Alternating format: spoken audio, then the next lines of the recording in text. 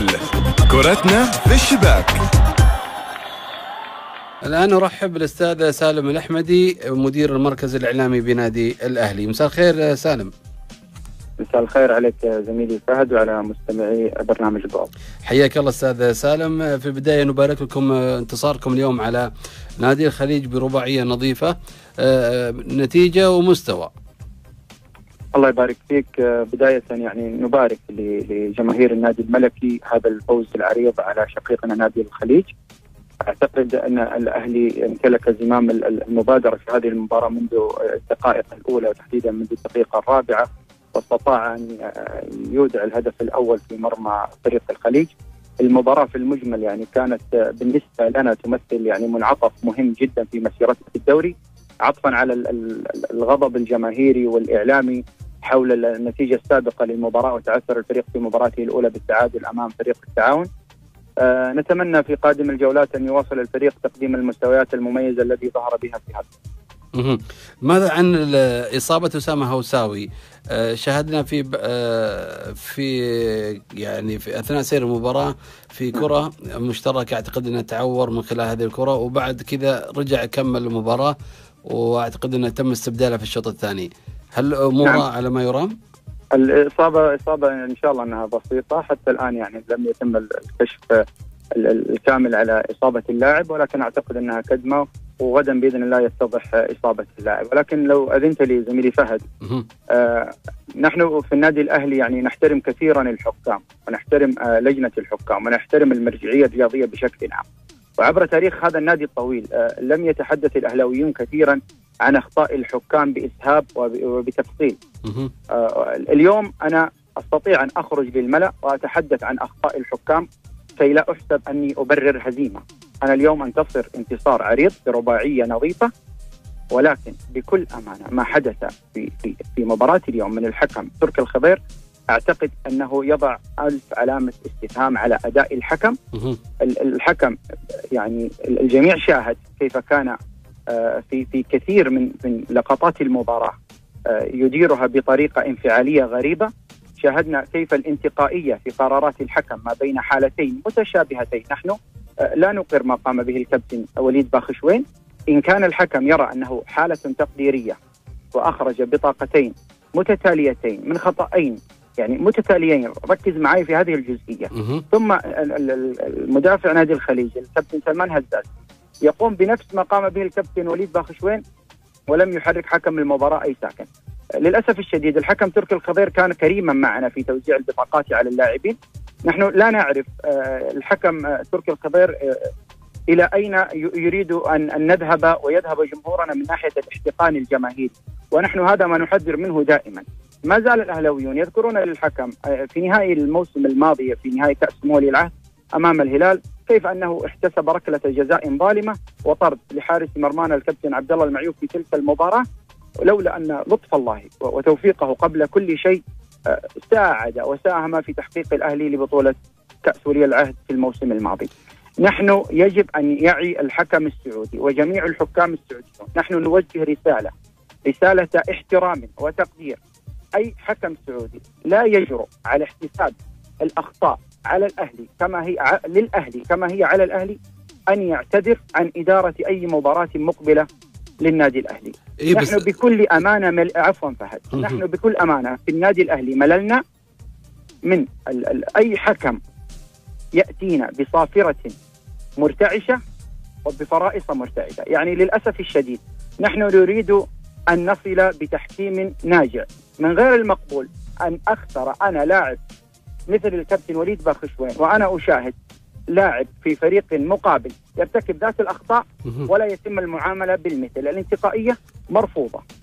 بس أستاذ سالم، يعني أنت تعتقد الآن أن الأخطاء اللي حصلت اليوم إذا كانت هناك أخطاء مثل ما ذكرت الآن من قبل الحكم تركي الخضير، هل هي مثلا مؤثرة في سير المباراة في نتيجة المباراة؟ يعني بالشكل اللي يخليكم تطلعون تتكلمون وتتحدث يعني عن التحكيم؟ زميلي فهد، أنا عندما لو لا قدر الله خسرت هذه المباراة أي خروج لي للحديث عن التحكيم أنا أعتبر أبرر الخسارة وأبرر الفشل. أنا الآن أتحدث مع فريقي منتصر برباعية نظيفة وأقول لك أن الحكم لم يحتسب لي ركلة جزاء صحيحة داخل منطقة الجزاء لمسة يد على مدافع نادي الخليج. ذات الحكم يشاهد الكابتن سلمان هزازي يرتكب خطأين مثل الخطأين ارتكبهم الكابتن وليد بخشوين ولم يحرك ساكنة. كل ما نريده من الحكام السعوديين إنصاف النادي الأهلي. نحن مللنا يعني بكل أمانة التاريخ يشهد للكوارث التحكيمية الكبيرة التي ترتكب في حق النادي الأهلي. وأنا من منبرك وكمتحدث رسمي للنادي الأهلي، أي حكم سعودي لا يستطيع إدارة مباريات النادي الأهلي بشكل سليم يرضيه هو ويرضي جميع الفريقين، أي فريق يقابل النادي الأهلي عليه أن يقدم اعتذاره عن إدارة أي مباراة للنادي الأهلي. وإلا أننا سنضطر في إدارة النادي الأهلي على التكفل بتكاليف جميع الحكام الأجانب في مباريات الفريق خارج ملعبنا. نحن ولله الحمد نملك الملاءة المالية التي تمكننا من استقطاب أي طاقم تحكيمي على مستوى عالي. يعني بكل أمانة أنا أحدثك الآن كمتحدث رسمي، نحن لدينا استعداد دفع مبلغ $500,000 ريال لأي طاقم تحكيمي أجنبي عالمي يدير لنا مبارياتنا في خارج أرضنا. $500,000 في مباراة واحدة؟ لكل مباراة خارج أرضنا إذا وافق الفريق المقابل نحن مستعدون لدفع هذا المبلغ. طبعا هي تكلفة الحكام على ما أعرف حدود 120 إلى 150 ألف ريال. أستاذي العزيز، نحن مؤتمنون على هذا النادي وأتينا في مجلس الإدارة الحالي كي نحفظ حقوق هذا النادي وكي نحفظ جمهورنا من حالة الاحتقان التي يمر بها. اليوم الفريق قدم مستوى مميز وتجاوز هذه المباراة. في المباراة الماضية الكابتن الحكم محمد الهويش لم يحتسب ركلة جزاء صريحة للكابتن عمر السومة داخل منطقة الجزاء. لم نتحدث عنها في حينها لأننا يعني اعتقدنا أنها خطأ تقديري وسوء مستوى الفريق في تلك المباراة حتم علينا أن لا نذهب ونعلق التحكيم شماعة للإخطاء. الآن أنا أتحدث وفريقي يتجاوز فريق الخليج برباعية نظيفة ونتحدث عن أحكام كوارثية. لا وترى هذه حالة نادرة يعني ممكن تحصل في أنديتنا، أن نادي ينتصر ويخرج يعني بعد هذا الانتصار بهذه النتيجة الكبيرة ويتحدثون عن أخطاء التحكيم. نحن أنا أؤكد لك للمرة الأخيرة نحترم جميع الحكام السعوديين، ولكن على كل الحكام السعوديين أن يعوا جيدا أننا خلفنا مدرج هادر، خلفنا مدرج عريض لا يقبل بتاتا أن تنتهك حقوق فريقه وتغتصب بصافرة ظالمة. نحن لا ندخل في ذمم الحكام إطلاقا. نحن لا نريد من الحكام السعوديين أن يحتسبوا لنا ركلات جزاء من خارج منطقة الجزاء.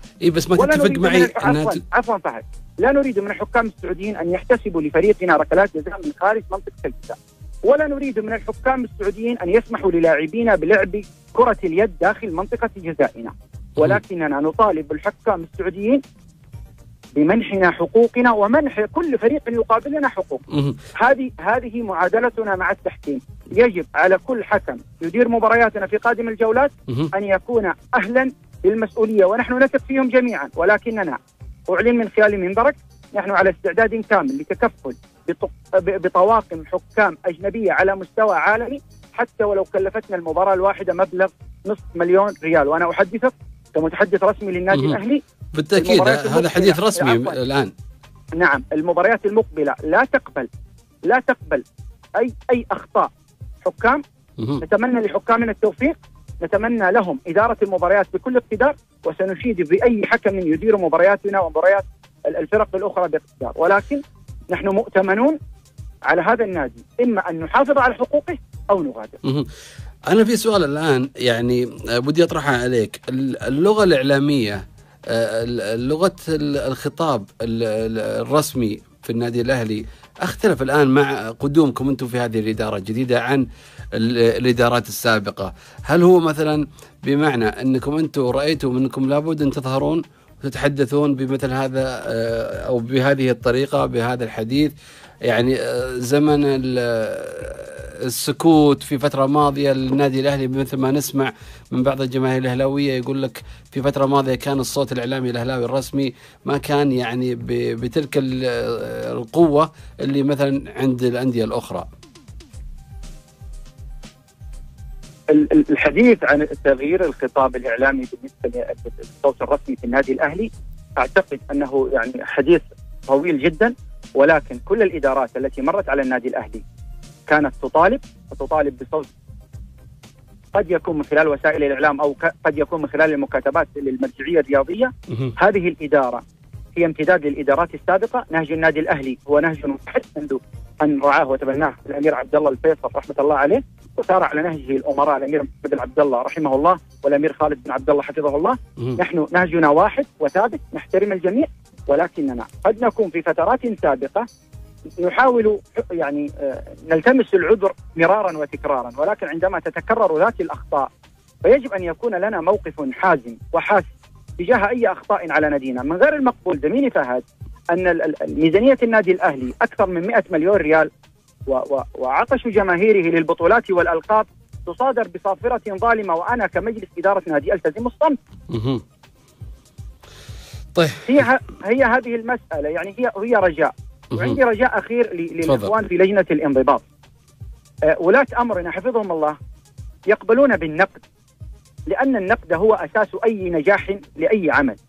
بالنقد نقوم الأخطاء ونصححها ونقوم العمل، فبالتالي يجب أن يتعاملون مع طرحنا على أنه نقد للعمل دون المساسة بالأشخاص.